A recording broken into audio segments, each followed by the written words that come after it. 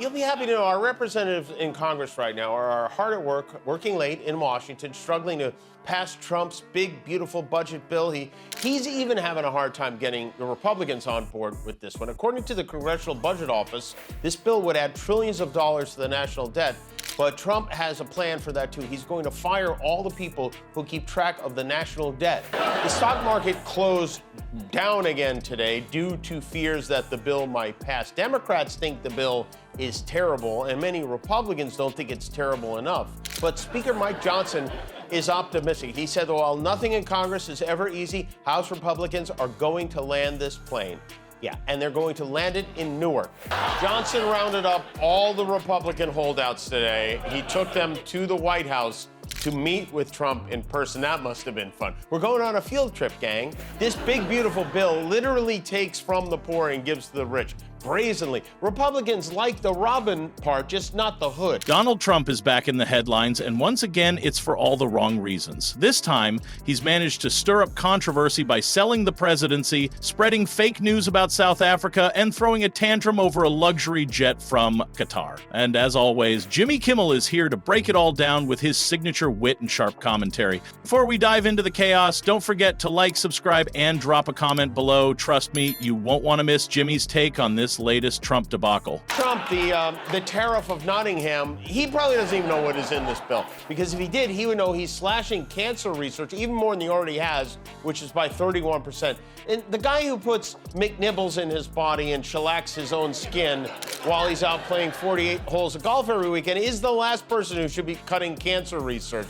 It also will cut Medicaid. It will cut tax credits for climate-friendly energy sources. It jacks up taxes on universities. It eliminates a tax on gun silencers. It opens public land for drilling, mining, logging, and makes deep cuts to SNAP and food stamps for hungry people. And then these people go to church on Sunday and they say amen. It's really amazing. The good news, if there is any good news, is that Elon Musk seems to be crawling back into his hole.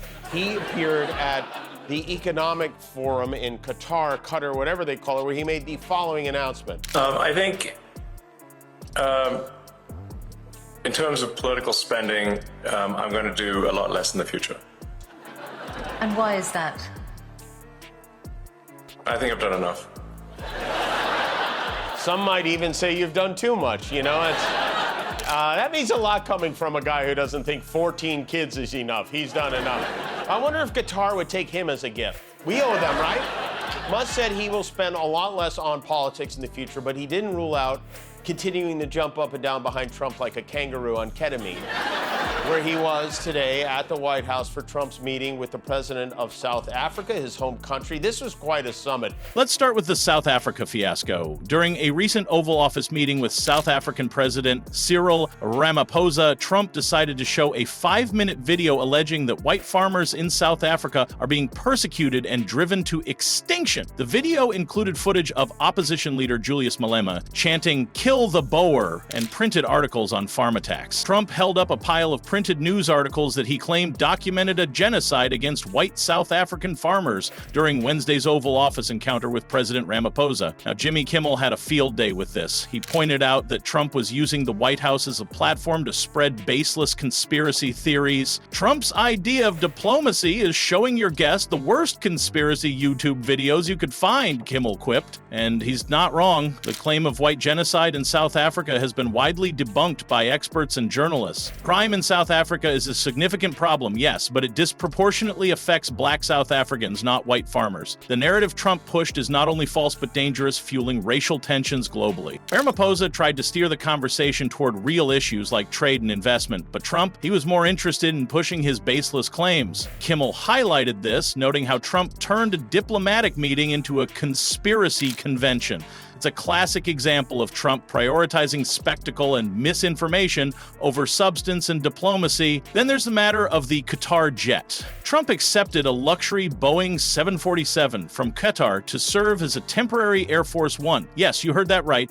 A foreign government gave the U.S. a jet to use as the president's official aircraft. When NBC's Peter Alexander asked Trump about it, Trump lost his cool, calling him a jerk and an idiot before kicking him out of the room. Kimmel didn't let this slide. He mocked Trump's reaction, saying only Trump can turn a simple question about a plane into a cage match. The hypocrisy is glaring. Trump rails against foreign influence, but happily accepts a multi-million-dollar gift from a foreign government. Kimmel joked, "America first means take everything that isn't nailed down, preferably with a gold plate." This Qatar jet incident also underscores Trump's fragile ego and thin skin when confronted with questions or criticism. Instead of offering a straightforward answer, he chose to attack a reporter. Kimmel has frequently criticized this pattern of behavior, highlighting Trump's antagonism toward the press. The combination of these events paints a disturbing picture.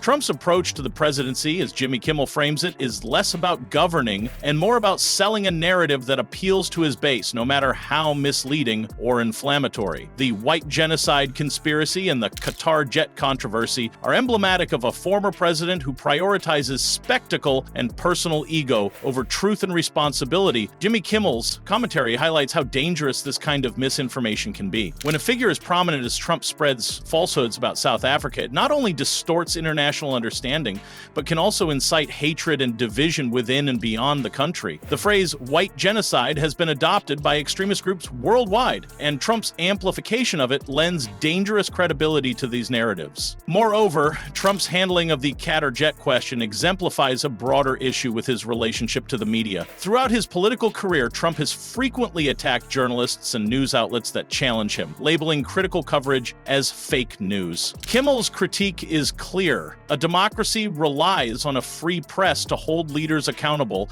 and Trump's attacks undermine that essential function. This story also reflects on Trump's continuing influence. Even out of office, his actions and statements have global repercussions. Kimmel's analysis suggests that Trump's antics are not merely political theater, they have real consequences, shaping public discourse and international relations in destabilizing ways.